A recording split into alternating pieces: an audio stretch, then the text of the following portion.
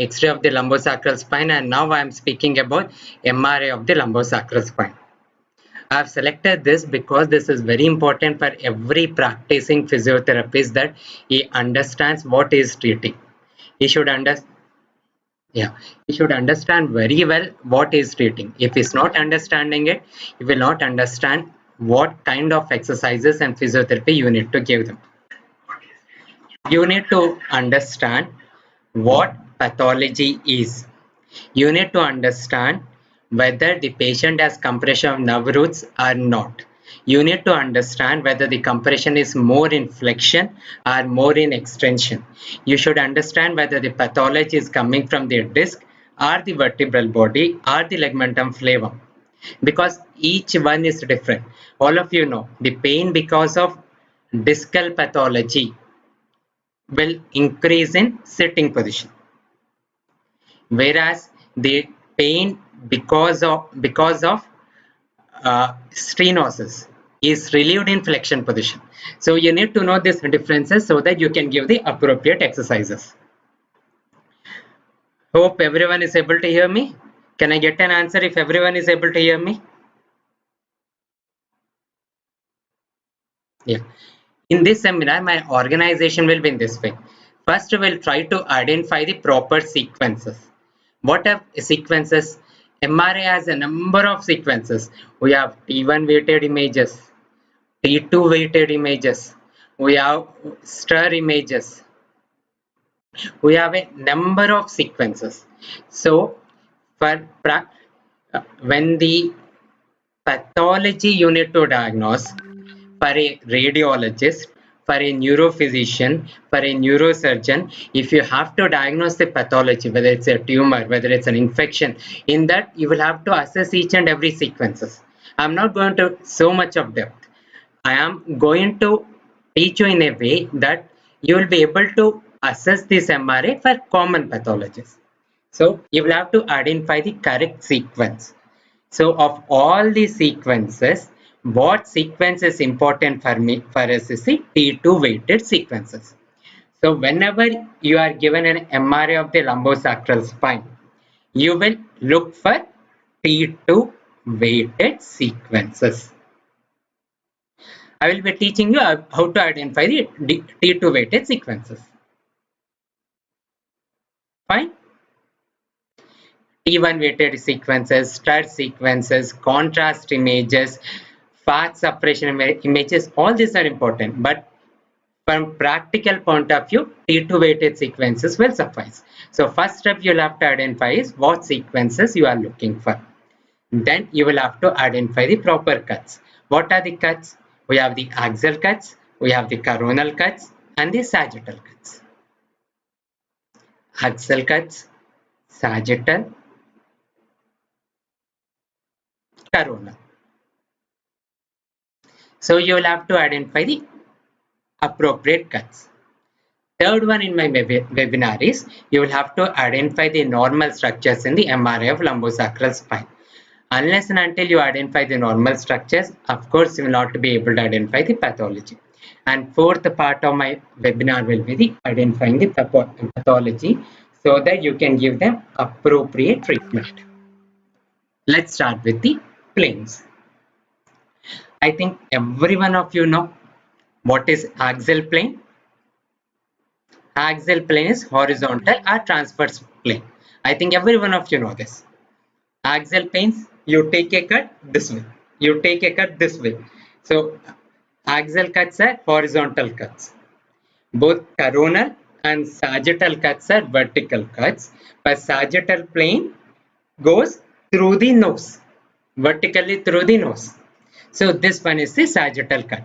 It divides the when you take a sagittal cut, it divides the patient into right and left. It goes in the plane of the nose. And what are the coronal plane? The coronal plane is the plane going through the ears. It's parallel to the ears. So it divides our body into anterior and posterior portions. So from practical point of view, what are important for us are the axial cuts and the coronal cuts. From practical point of view, these are the most important cuts which are useful for us. The axial and the coronal. So coming to the plane, so I'm labeling this as A, I'm labeling this as B. So can everyone tell me what is A? Is it sagittal cut or the axial cut? I'm waiting for your answer. So A is,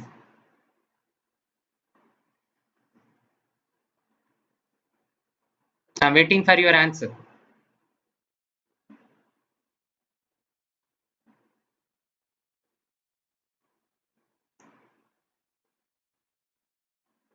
Fine. So A is sagittal cuts. Everyone has answered right. That is very sure. And B is, so B is, yeah, axial cuts. So you will have to identify the axial cut and the sagittal cut. So this is our first one. Second one. So as I told, what was the first part of our webinar? Identify the proper cuts. So you have identified the proper cuts. These are the sagittal cuts. These are the axial cuts. Now let us come to second part. Let us read the anatomy first. So quickly, each one of you. So what is A? I want what is B? I want what is C? And I want what is D? Quickly, I want answers. A is body, right? What is B? B is disc, right? What is C? Okay, disc are nucleus pulposus, it's okay. Then what is C? I'm waiting for C. Yeah, C is CSF. What is D? D is spinal cord. Everyone is right. I want you to concentrate on C. So C is CSF. CSF is a white in color. Again, I want you to answer what is A? Okay. What is B? What is C?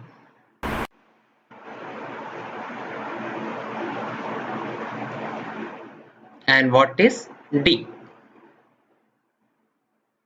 So these are very important. Unless and until you understand this, you will be able to not be able to understand the MRI picture of normal anatomy. So what is A?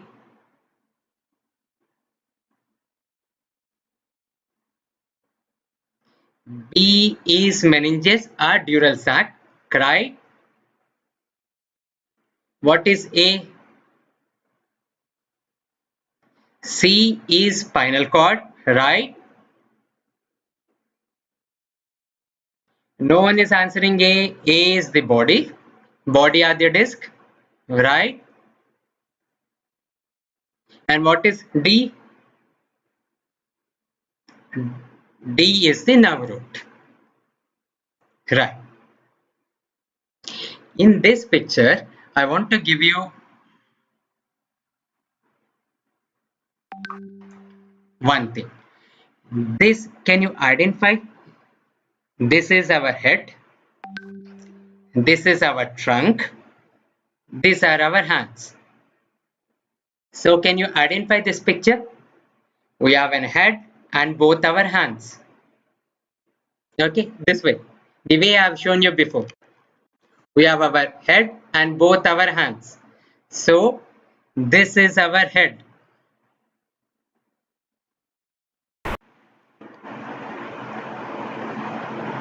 This is our hand.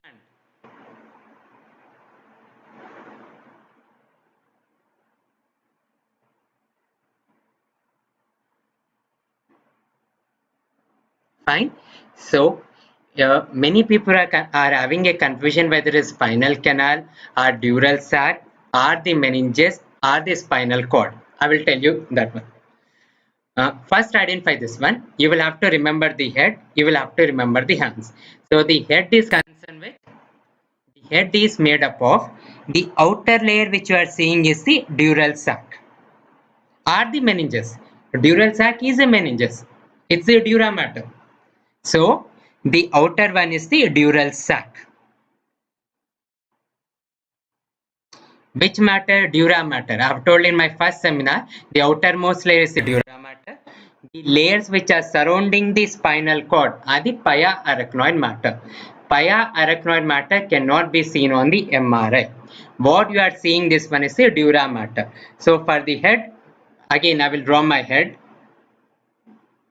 So the outer layering of my head is the dura mater or the meninges. And what is there inside the dura mater? We'll have the spinal cord. So this one is the spinal cord. Can anyone tell me where does the spinal cord end? Where does the spinal cord end?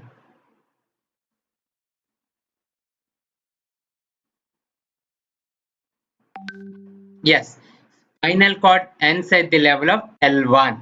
So if this cut is above the level of L1, what you are seeing, this one is the spinal cord. That is either cauda equina or the spinal, not L2, L3. Yeah, either you can say lower border of L1 or superior border of L2, but not L3. Spinal cord ends at the lower border of L1 or the upper border of L2. It doesn't end at the level of L3.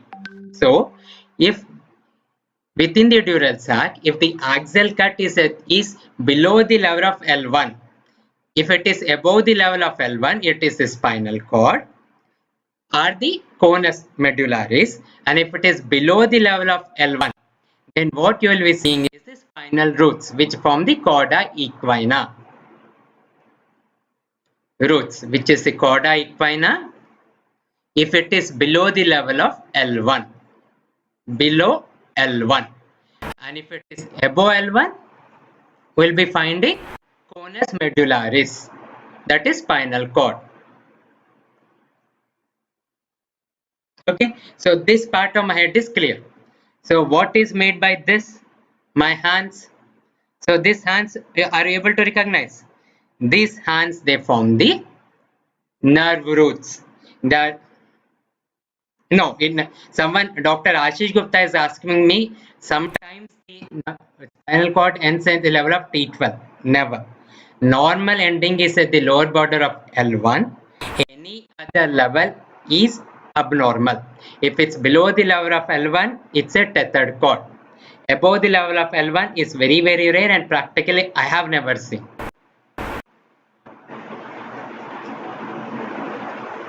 So this, where am I? So these hands, they form the nerve roots. They are the exiting nerve roots with overlying dura mater.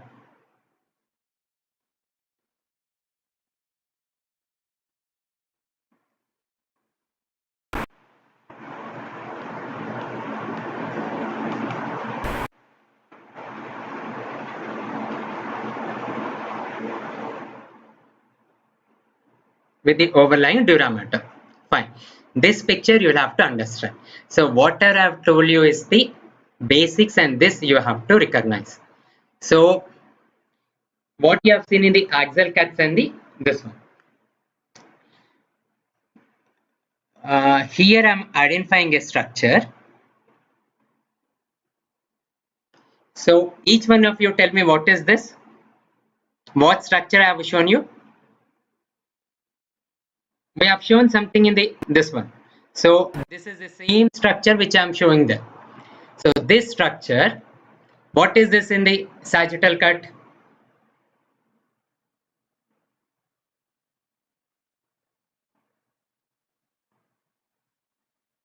This is CSF.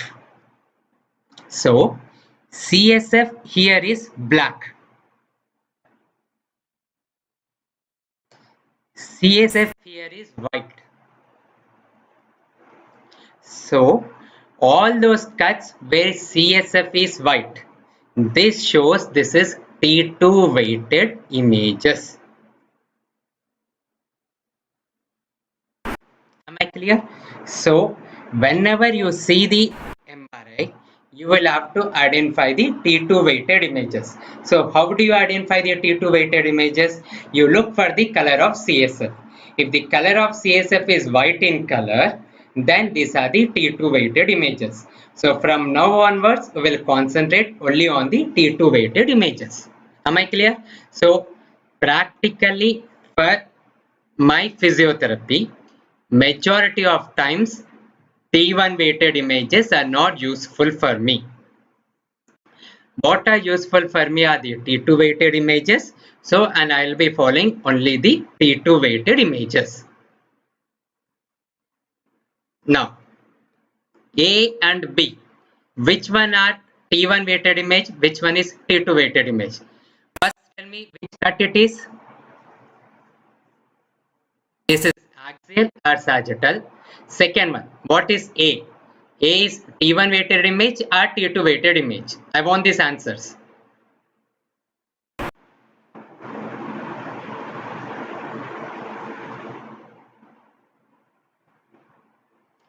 A is T1 weighted image. Someone is saying A is T1 weighted image. So cut is axial cut. Everyone is right. Everyone is saying T2 weighted images. Is anyone having a confusion? This is CSF. CSF is white in color. So this is T2 weighted images. We want axial T2 weighted images. Fine. Here CSF is black in color. So this is T1 weighted images. And so we are not looking at T1 weighted images. So we have done two parts of our job. We have identified the cuts which are useful for us. We are identified the axial cuts and sagittal cuts, both of which are useful for us. We have identified the T2 weighted images, which is very useful for me. Now, can anyone tell me this axial cut, which level it is? It is L1, L2 or L2, L3 or L3, L4 or L4, L5?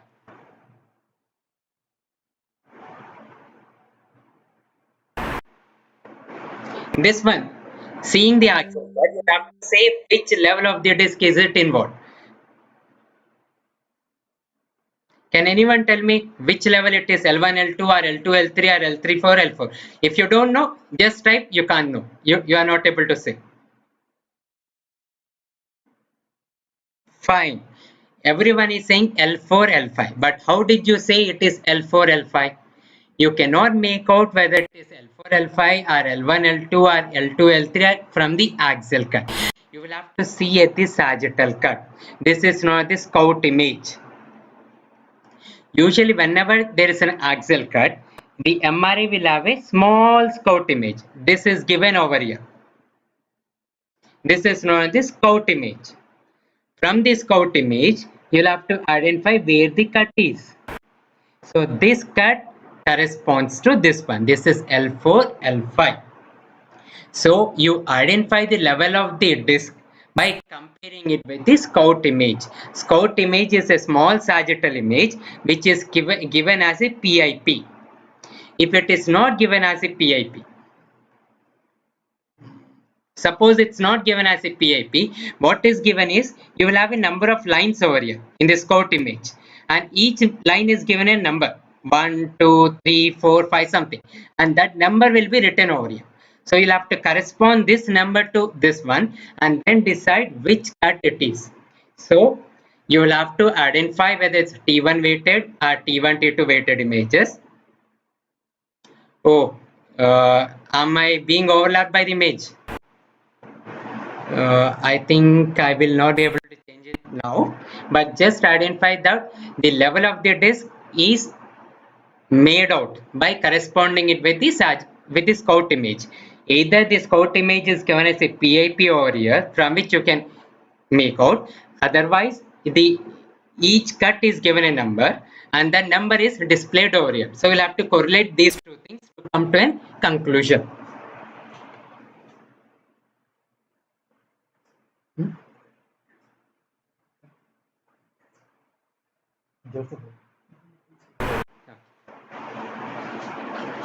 It's not struck up, no?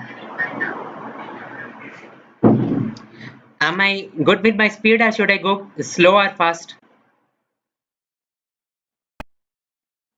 Yeah. Next we will go into the pathology. But before that one, I want you to again revise it.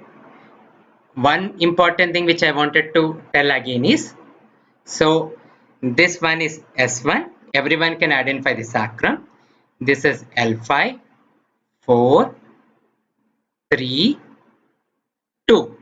So what is this one which I am seeing? So let me label it here: 5, 4, 3, 2, 1. So what is the neural structure over here? A. And what is the neural structure over here? B.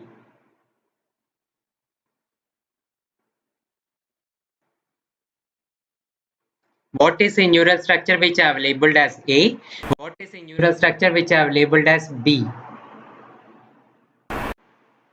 What is the difference between A and B?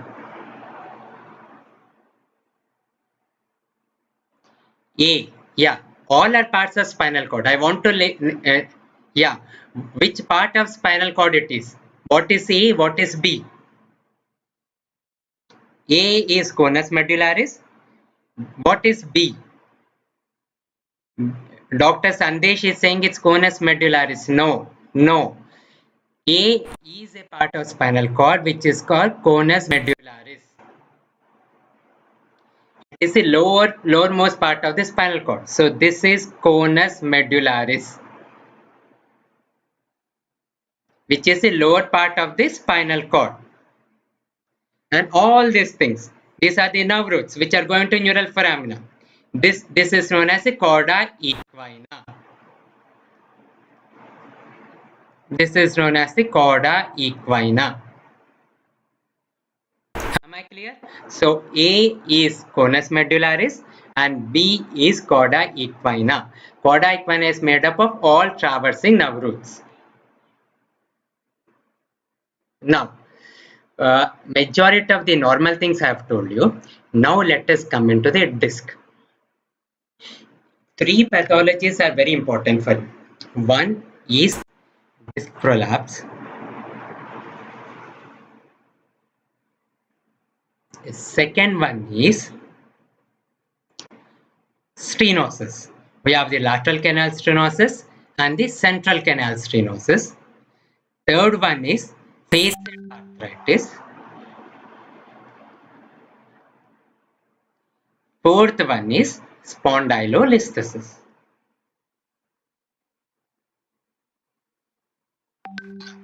So I'll be explaining you all these four things: the disc prolapse, stenosis, facet arthritis, and spondyloarthritis. Can anyone tell me low back pain due to disc prolapse is more in forward flexion or extension?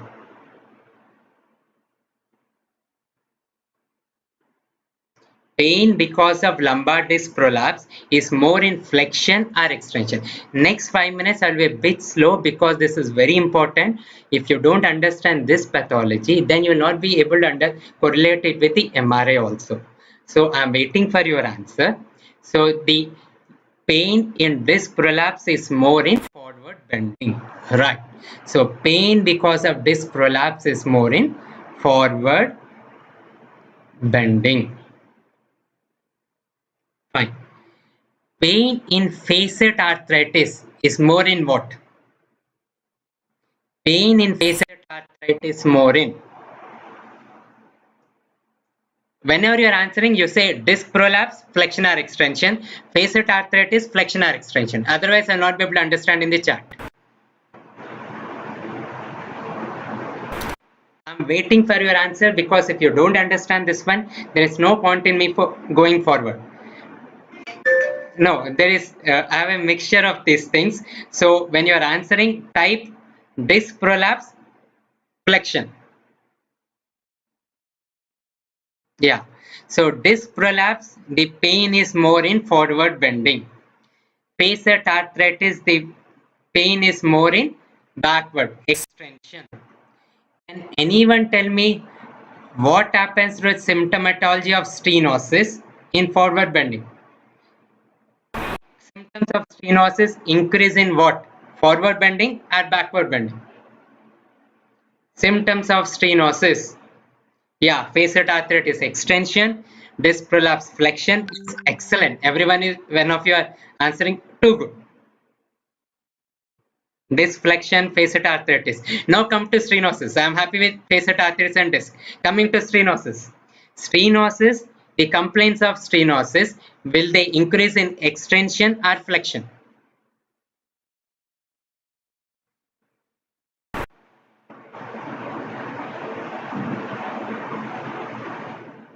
Right. So the symptoms of stenosis reduce in flexion and increase in extension. And final one, spondylolisthesis. Stenosis, the symptoms increase in extension, they are relieved in flexion. There is no doubt in it. And final, spondylolisthesis. When will the pain increase? In spondylolisthesis, it's variable. To understand spondylolisthesis, we will get a flexion extension films.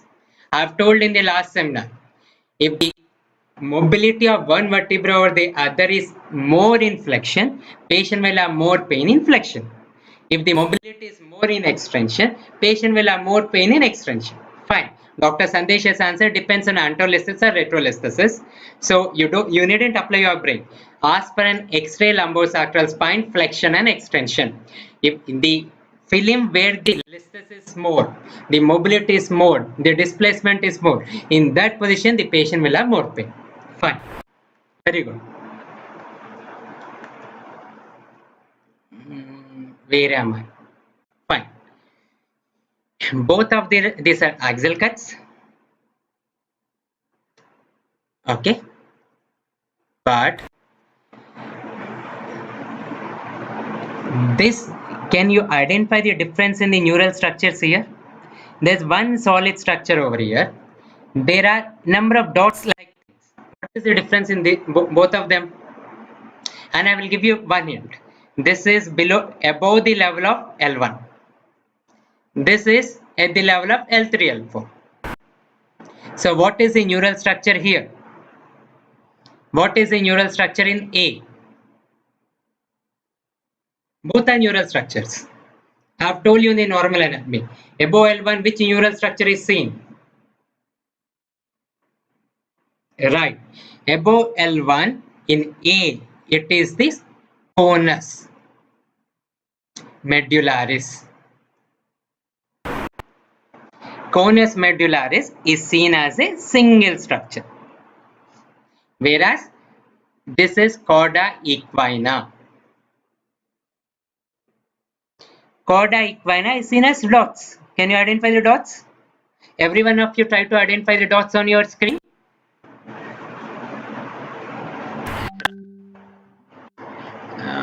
Actually, I wanted to tell you something.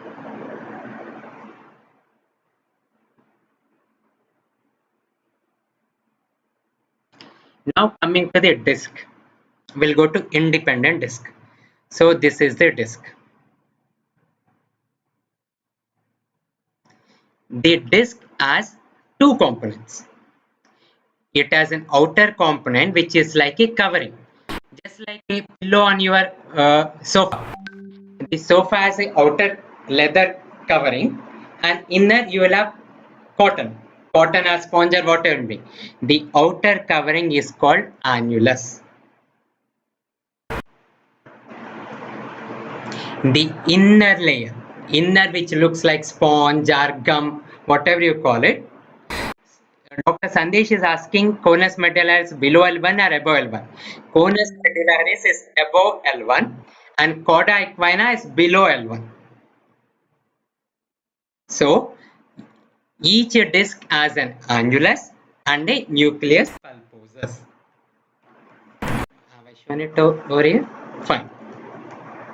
So in this MRI sagittal view, can you identify the annulus? The annulus is black in color and the nucleus pulposus is white in color in the center portion. Every one of you on your computer screen draw the annulus and the nucleus pulposus in this cut.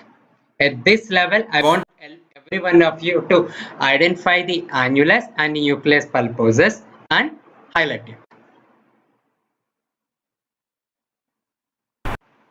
Are you able to identify?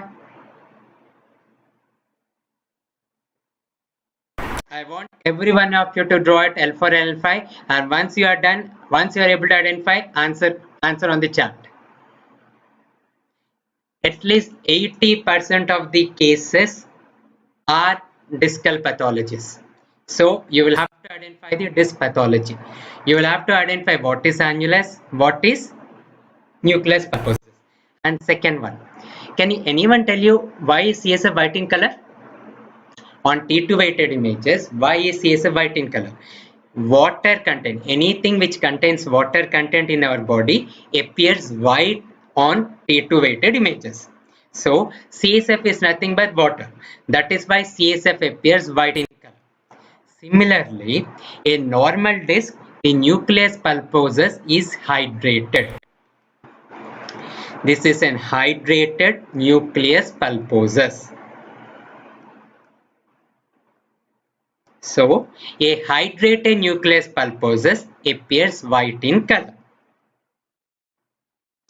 When the hydration, when it gets dehydrated, when a disc starts desiccated, it starts becoming desiccated, these white structures will become black.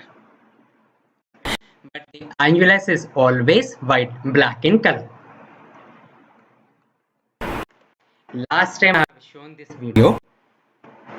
This video I want to see very clearly. At every level, the patient will have different symptoms. So I will play this video twice. So you will have to identify this video twice. First one, I will tell you what happens in a disc pathology. I will replay this video, and at every pathological level, we will identify what symptoms the patient will have. Okay, let's start. So I'm playing the video. So this is the normal nucleus pulposus. This is the normal annulus. So what happens in step 1? Let's see. So what happens in step 1?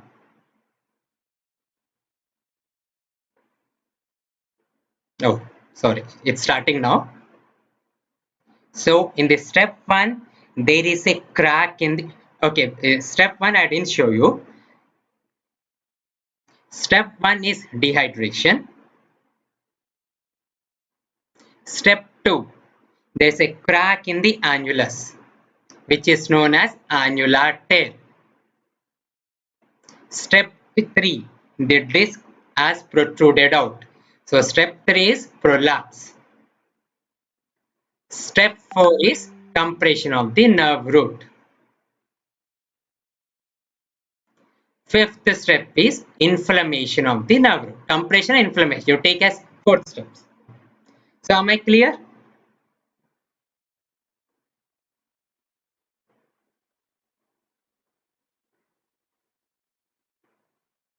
We'll go back again.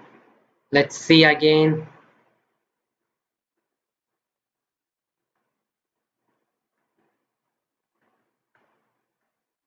Yeah, let's play this video again because there was some confusion. So identify the 4 steps. First step, dehydration, which I have not shown you in this picture, but I have explained before. Second step is cracking of the annulus.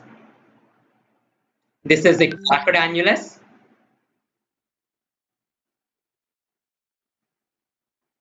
Third step is prolapse of the disc without compressing the nerve root.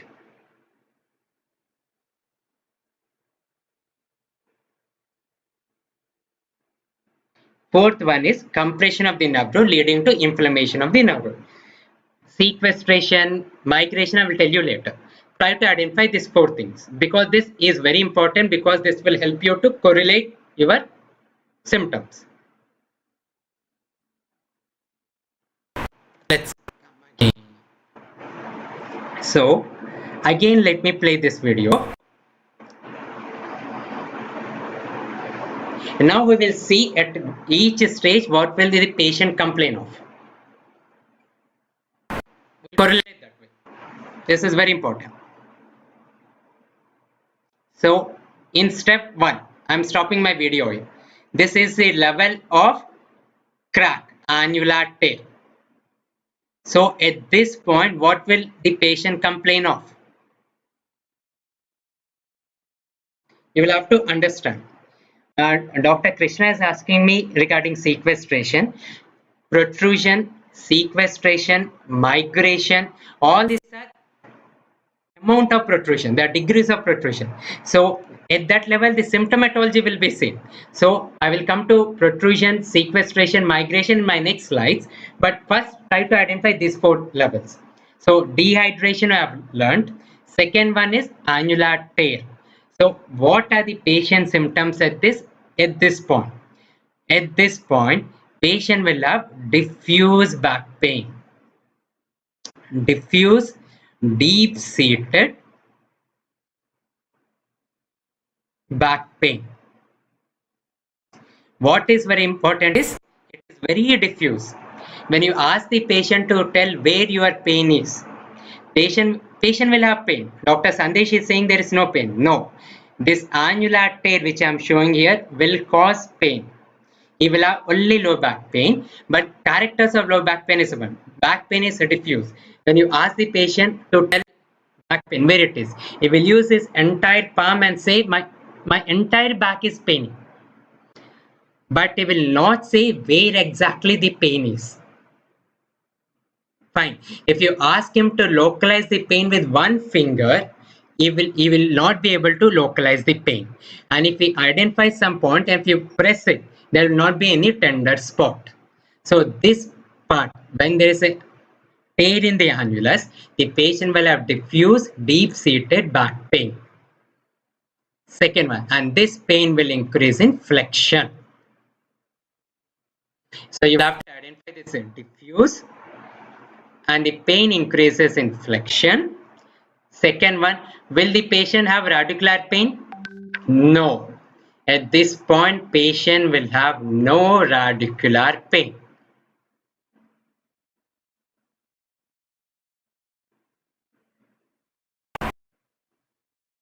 Am I clear? Yes. Let me play this video for the next step again. Yeah, we will better play over here.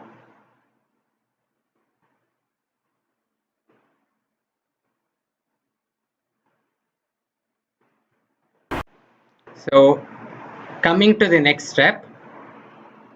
Yeah, I'm stopping you. So what are the symptoms here? This is second step. So we have a prolapse. This is second one. We have a prolapse, but no nerve root compression. But at this point, patient will have dural compression of the thecal sac. So what will the patient complain of pain now? Now the patient will have low back pain plus deep gluteal pain. This deep gluteal pain is because of the compression on the thecal sac, not on the nerve roots. These are nerve roots in the neural foramina, but in the center you have the thecal sac. So this is a deep gluteal pain because of pain. No, even in this point, patient will have deep gluteal pain. He will not be able to localize again. So this is the second stage. Let us go to third stage. Fourth one, I mean to say. Now in the fourth one, so patient has compression. Patient has inflammation of the nerve root. So what will patient complain of now? Now the patient will have low backache pain along with radicular pain. So what is radicular pain? Patient will have pain from the gluteus, from the back to the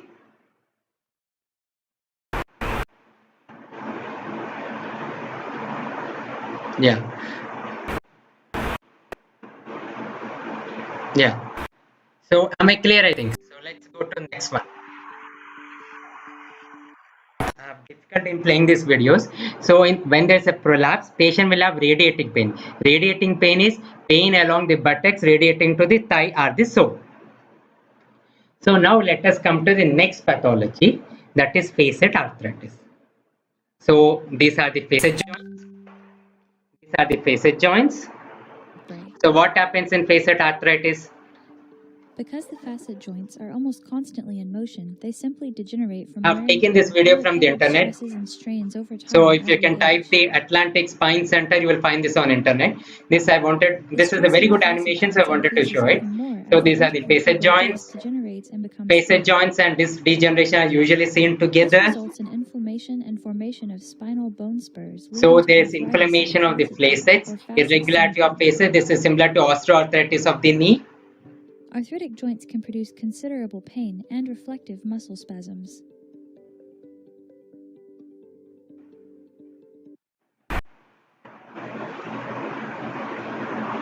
So what I wanted to tell is the patient in facet arthritis pain will be only low backache. Radicular pain can be seen but very rare. Second one, but this pain is localized. Patient will be localizing that pain to the paraspinal region.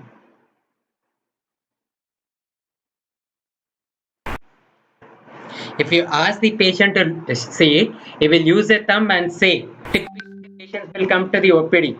I'm not sure whether you're able to see me, but probably can you see me this way? The patient will come to the OPD and they say, this is my back pain, and I use the thumb and show my pain is here. I'm not sure if you are able to see in the camera or not.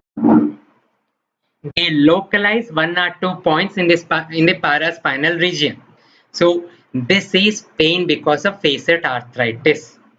So everyone should be able to differentiate pain because of disc bulge, that is pain because of annular tear, from the pain because of facet arthritis. Low backache in facet arthritis increases in extension. It is more localized and the patient will be able to localize it with the finger. He will typically show this is my pain. Facet arthritis is a clinical diagnosis. Many times patient with facet arthritis will be roaming about. People will be saying you have psychiatric symptoms. There is nothing on the scan, because facet arthritis is very difficult to identify on the scan. Facet arthritis is a clinical diagnosis. The surgical and medical and physiotherapy management of facet arthritis is completely different from the management of disc prolapse or spondylolisthesis. So you will have to examine the patient and make sure patient has pain because of facet arthritis or no. Sometimes patient will have both the components, discal pain and also facet arthritis. So it becomes your responsibility. Sir, is it the only reason pain or any other reason? Dr. Kirti, can you elaborate? I'm not very sure.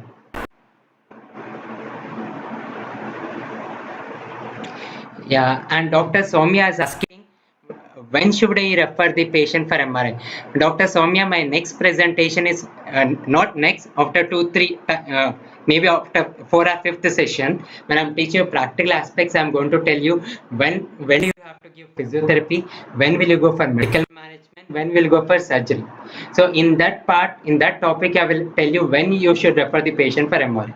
Basically, you can say that you can, in short, you refer the patient for MRI when the pain is not decreasing even after 1 or 2 months of physiotherapy, or if the patient has sensory deficits or the neurological deficits.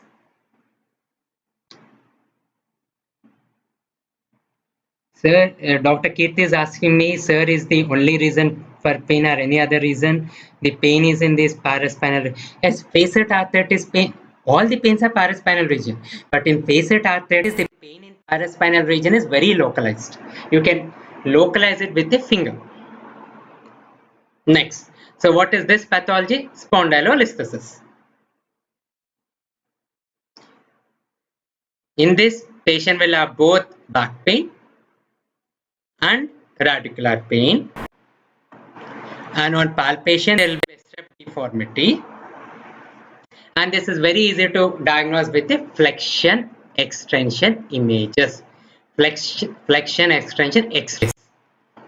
No investigation of a patient with lumbosacral spine, no investigation of lumbosacral spine is complete with a flexion extension image of X-ray.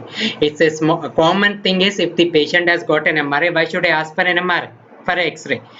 Listhesis, mobility is seen only in dynamic X-rays. So for every patient will get a dynamic X-ray. Dr. Kirti is asking me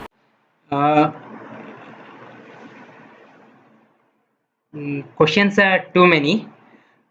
Probably I will try to answer these questions in the end. Okay, let me complete my presentation. So, coming to nerve radiology. So, what is the normal shape of the disc in the axial cut? Normal shape of the disc is this way. That is, posteriorly there is a concave surface. This is normal.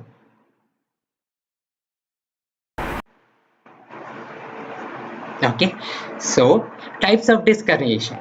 You can have a diffuse disc bulge. So that is the concavity is lost. So the concavity is lost. We can have a focal disc bulge. That is very small portion of the disc is prolapse. Usually we say less than 20% or 30%. What is sequestered disc?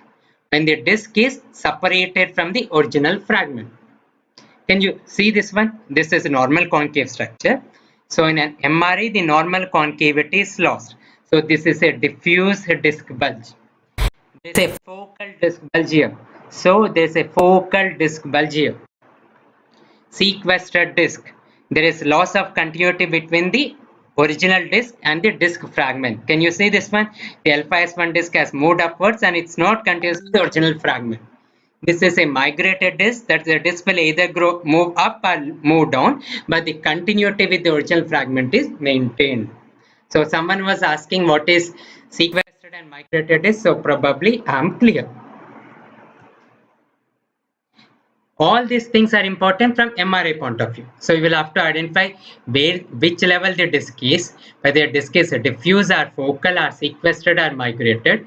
And one more thing you will have to identify is, so just now I have shown this is my head, which is made of the thecal sac and the spinal cord, and these are my hands. So these hands are the exiting nerve roots.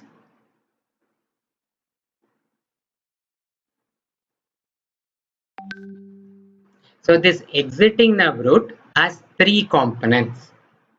Okay, this one is known as the lateral recess. This one is the lateral, the shoulder joint. The shoulder joint is known as the lateral recess. This one is the pedicle. So the one at the level of pedicle is known as the foraminal zone.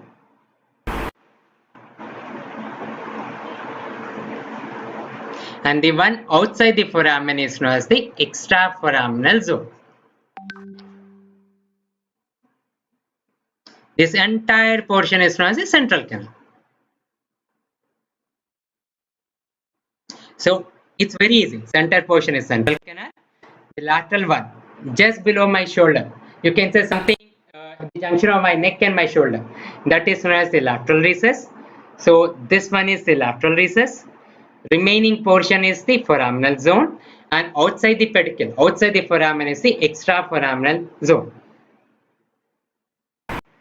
Dr. Krishna is asking me, what is a migrated disc? See, I'll have to show you. So this is the level of alpha. See, this is the level of alpha S1.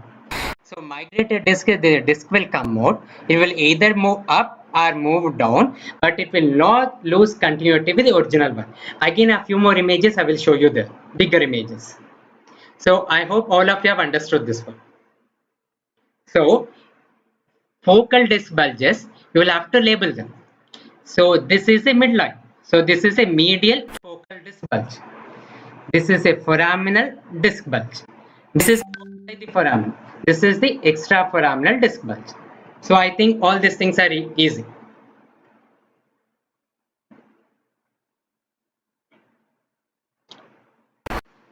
Now let us read the MRI. Leave your questions aside. I will come to your questions. The next few slides, I want only interaction. I have told you everything. It's now your job to identify and answer me. So, can you identify this A is a normal disc, B is a degenerated disc? Why? What will be the color of nucleus pulposus in B? What is the color of nucleus pulposus in B?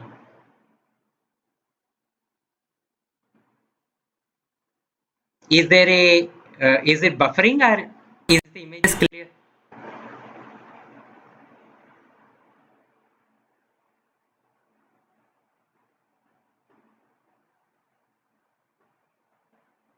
Yeah, black. Yeah. So this structure, the nucleus pulposus, has become, yeah. Is there any problem? Having getting a message as show and hide. I don't know what does it mean.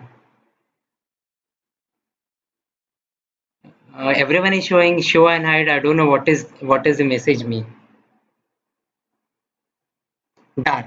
So except for one person, everyone has shown the nucleus pulposus in this level has become dark.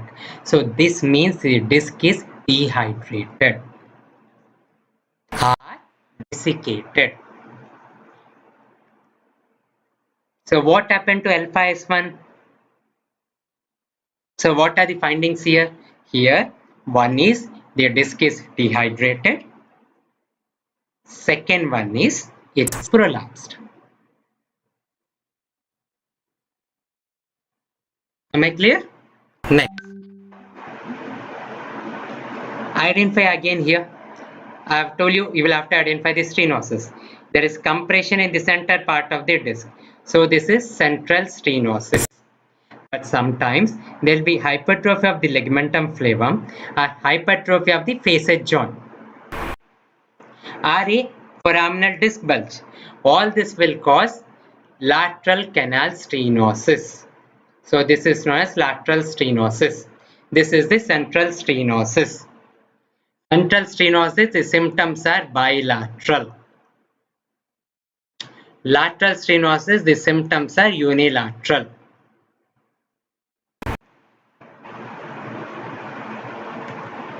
Fine. This is classical picture you can find on the internet. All the things are shown in one picture. This is a normal disc.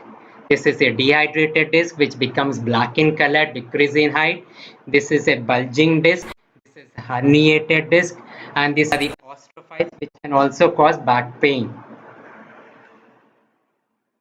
So can you identify? Again, the disc has become black in color. So this is an example of disc dehydration or disc desiccation. Yeah. Now, this structure is very important. Okay. Now tell me, what is the color of the disc?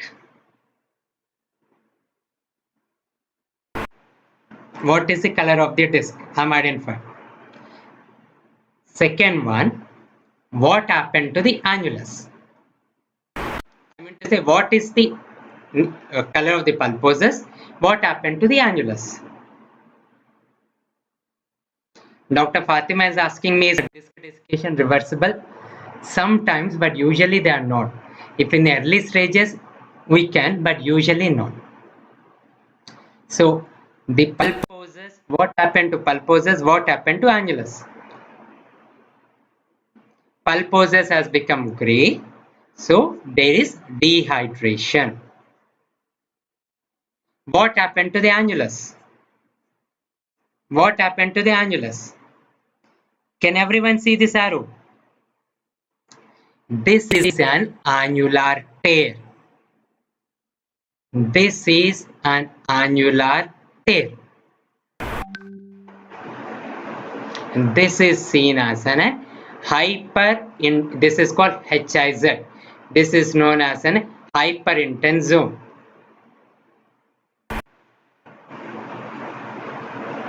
Zone on T2 weighted MRI.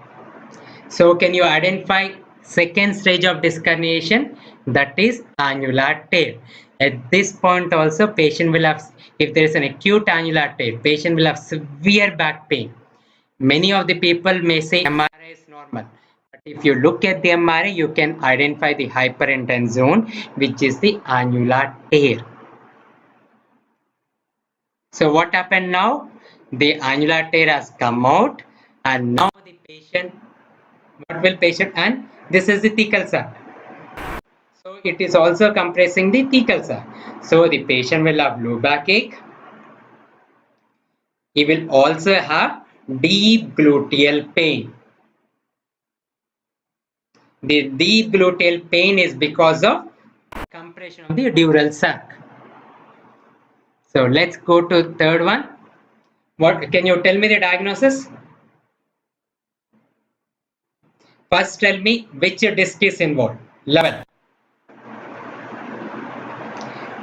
Second tell me, is it prolapse or migrated or sequestered?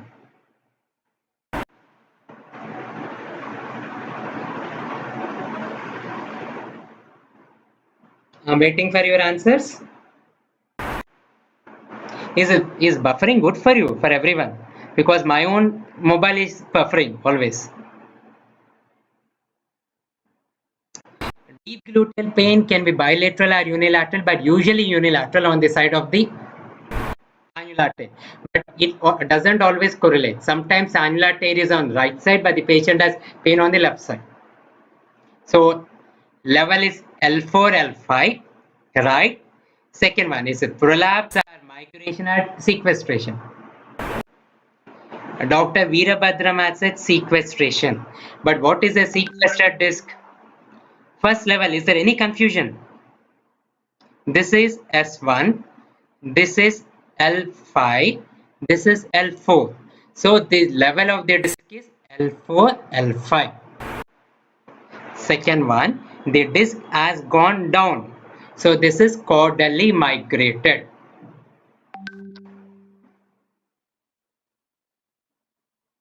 Third one, there is a continuity between the original vertebra and the disc. So this is not sequestered.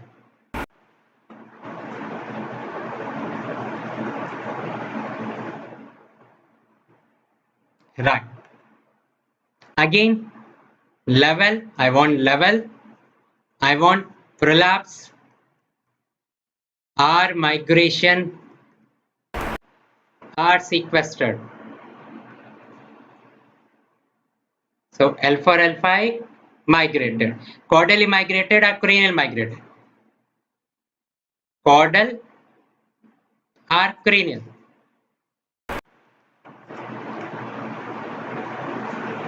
L4, L5 migrated, and it's cranial migration because it has gone up. And you can see the continuity, so it's not sequestered. Let's go to the next one. Again, tell me the level.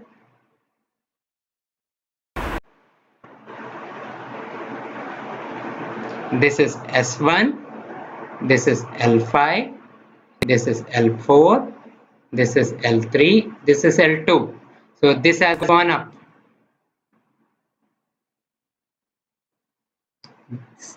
So this is L3, L4 disc.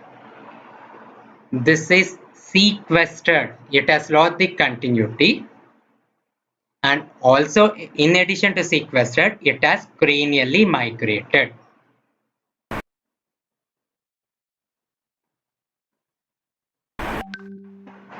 Fine. We'll go to next one. Now come into axial cuts. So in the axial cuts, tell me, this is nucleus pulposus. Is it dark or white? This is dark.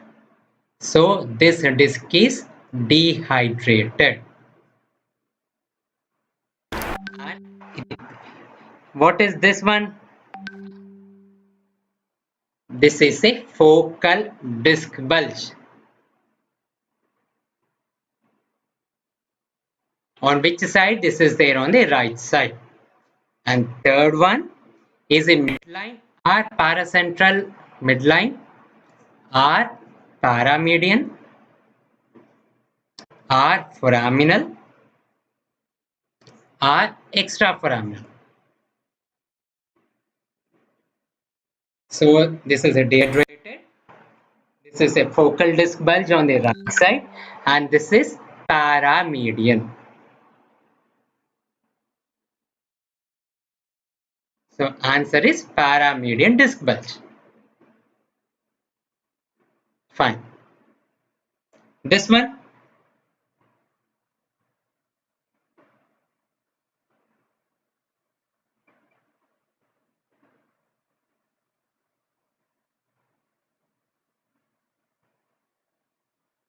this one. Is it median or paramedian or central? I meant to say median or extraforaminal or foraminal. Someone is saying foraminal disc bulge. This is the level of foramina. No, this is the level of foramina. So this is not a foraminal disc bulge. This is a central disc bulge. Median, right? This is a median disc bulge. This one,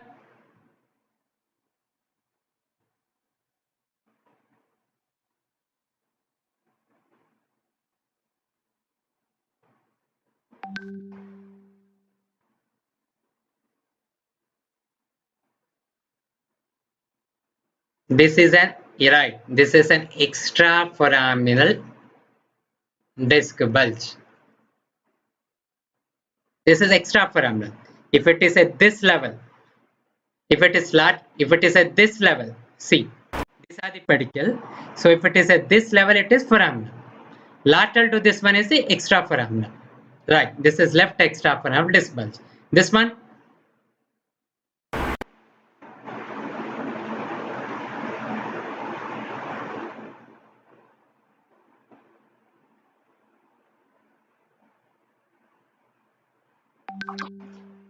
there's single disc bulge at two levels.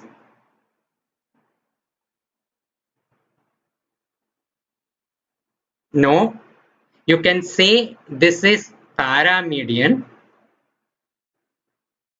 plus foraminal. Left. So there is also median actually. There is a big disc bulge. There is a median bulge, there is a paramedian bulge, and there is also foraminal bulge. So this patient has all a single fragment which is at all the three levels. This one, same. Mild median, very big paramedian, and foraminal.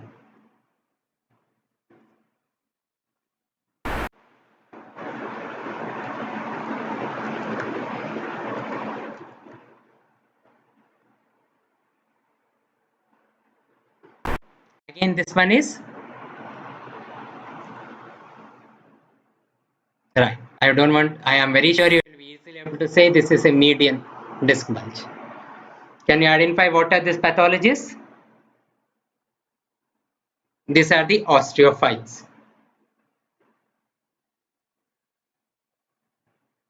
These are the osteophytes. See, what I want to show is, in this picture I am speaking about stenosis. Stenosis may be because of disc bulge It may be because of facet hypertrophy. It may be because of ligamentum flavum hypertrophy. Ligamentum flavum hypertrophy. Sometimes it may be because of foraminal osteophytes also. Any of these things can cause stenosis. Stenosis causes paresthesias, numbness, motor deficits. So we will have to see whether every patient has central stenosis or the foraminal stenosis. Can you see here at the foraminal level, the shoulders, what I've shown you. In our center one, this is my head, this is my shoulder. So at the shoulder, there is, you are not able to see the nerve root. See, this is my thecal sac, this is my shoulder. Are you able to see my shoulder? That is narrow. So this is lateral canal stenosis. So this is lateral canal stenosis. Can you identify here? So this patient has central canal stenosis or lateral canal stenosis.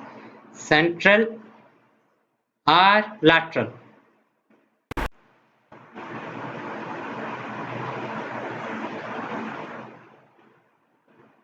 Central or lateral.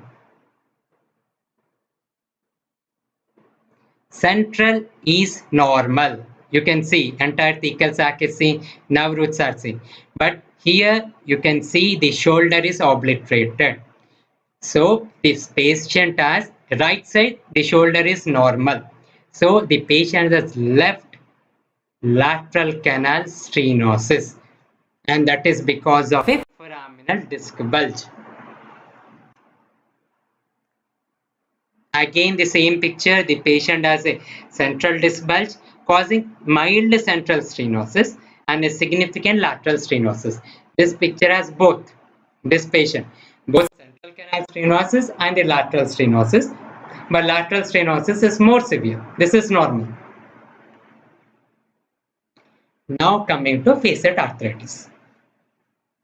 This is very difficult to identify from the MRI. Sometimes MRI will show facet arthritis, but patient will not have symptoms of facet arthritis. Sometimes MRI will not show facet arthritis, but patient will have symptoms of facet arthritis. So facet arthritis is mainly a clinical diagnosis. But on radiology MRI, you can see that these are the facet joints. They are usually white because of well hydrated cartilage. But in facet arthritis, there is hypertrophy of the joint, there's a desiccation, but you needn't be so good at it. You can just facet arthritis is a clinical diagnosis. So don't try to diagnose on the MRI. Don't look at an MRI on an MRI for facet arthritis. If it's given the report, it's well and good, but you identify facet arthritis clinically.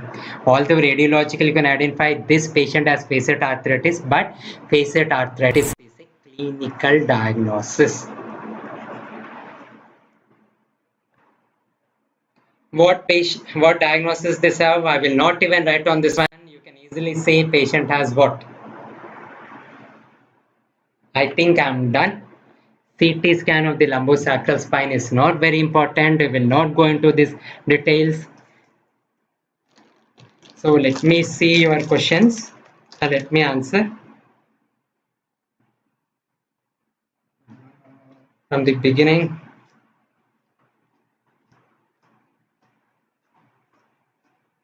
And because this is on YouTube, this will automatically get recorded. So I will be sending you the link immediately. Now coming to your questions.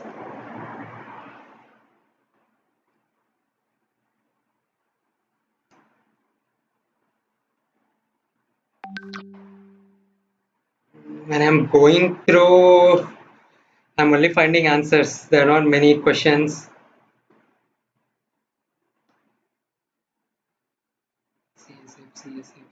CSF, T1, T2, T2, answer.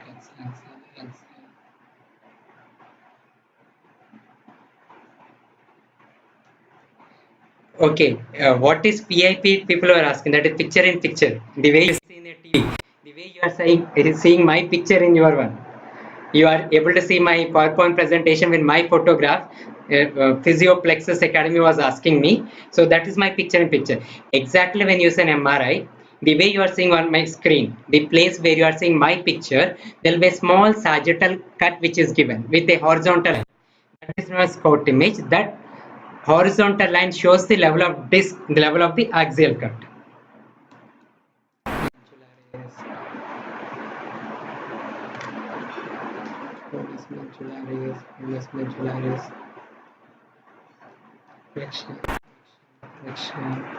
I think I have answered majority of things. Dr. Malaya Ranjan is asking ligamentum flavum hypertrophy singular in which condition? Ligamentum flavum hypertrophy causes central canal stenosis and lateral canal stenosis.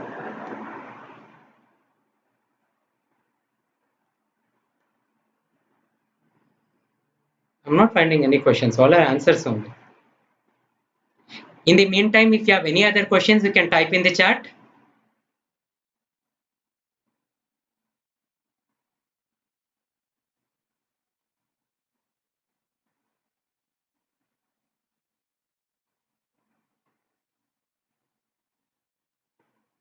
Yes, Dr. Sandesh is asking in facet joint, in facet arthritis, is there a reduction in fluid in the joint? Exactly. This is exactly the pathology which you see in osteoarthritis of the knee.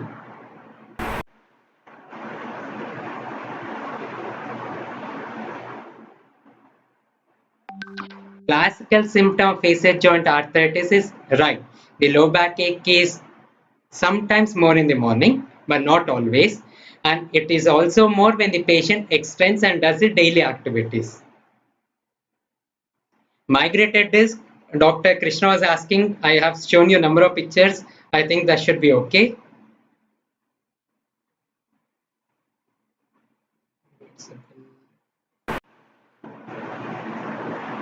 Sequestration. I think there are not many. Yeah. Yeah, now fine. If you have any other questions, you can ask me now.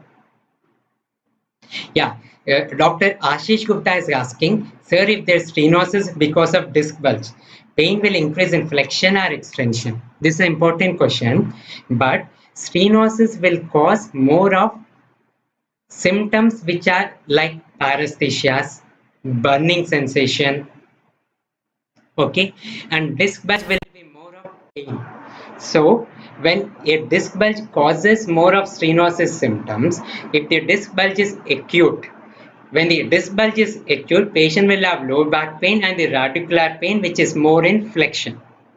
Whereas in a chronic disc bulge, patient will have mild back pain, which may increase in flexion, but patient will more of have radicular pain, which will increase in extension. Patient will have numbness. Patient will have paresthesia, which are more in extension.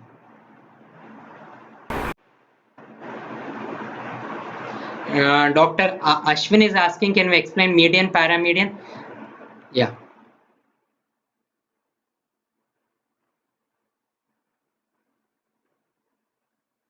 It's very simple.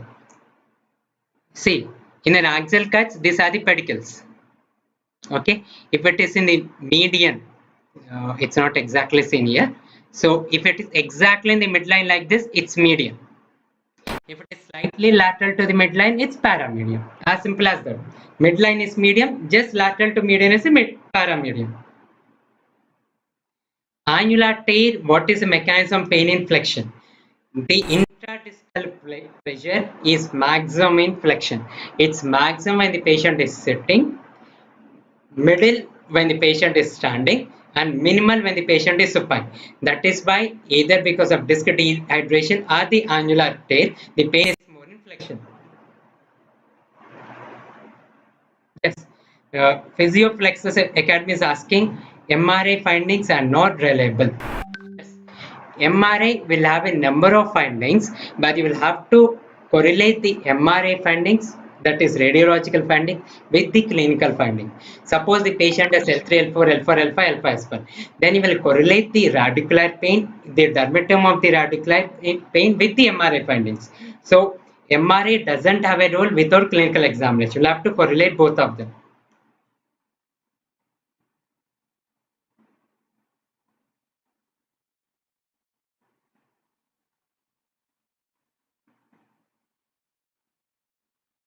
Dr. Fatima is asking, with many of the complaints of unbearable pain in the morning and intensity is a bit lower throughout the day and activities. Are you asking me how do I diagnose or how do you manage? Management I will teach you in the next one. How do you diagnose is same. You'll have to examine the clinical one, correlate with the radiological one, and the patient is complaining predominant symptoms in the morning. You'll also have to rule out rheumatological disorders. No, if the patient has symptoms of both disc bulge and lateral you cannot differentiate. You will have to treat for both of them, and usually lateral is almost always associated with a disc bulge. Diagnosis of the last slide is spondylolisthesis. Grade 3 spondylolisthesis. This is grade 1 spondylolisthesis.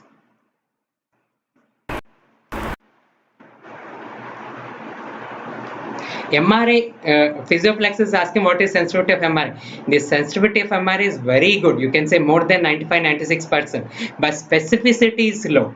If you find a finding on MRI, you can't say that is the cause of pain. Whatever findings you find on MRI, you will have to correlate it with the clinical thing and assess whether that is the cause of pain or not. Yeah, older MRI, XR and X-ray can be related to it. They can be, but usually you get a fresh MRI if the symptoms are of new onset. I think all the questions I have done. So let me stop my presentation now. In the next Friday, I will try to present some other practical aspect from neurology. Probably I will try to teach some specific condition rather than radiology. Thank you. So the next session will be on Tuesday where I will be teaching. Maybe I will continue with the functional aspects of cerebrum which I have stopped in between last time. And should I continue the last one or should I teach you a new one? Just put it on the group so that I will know whether I should teach a specific session or continue with the last one. Retrolisthesis is when the caudal segment has gone back. Anterolisthesis when it has gone front. It's only the direction. So thank you everyone. Thank you all. This presentation I will immediately put it on YouTube. By today night or tomorrow morning you will get it. Kindly subscribe to my channel so that you will immediately get an information when I upload the video, and kindly inform your friends so that they can also come to my seminar. It may be useful for them. And if you have any doubts, you can directly contact me on my WhatsApp number or you can WhatsApp on the group. Thank you for today. Thank you and good night.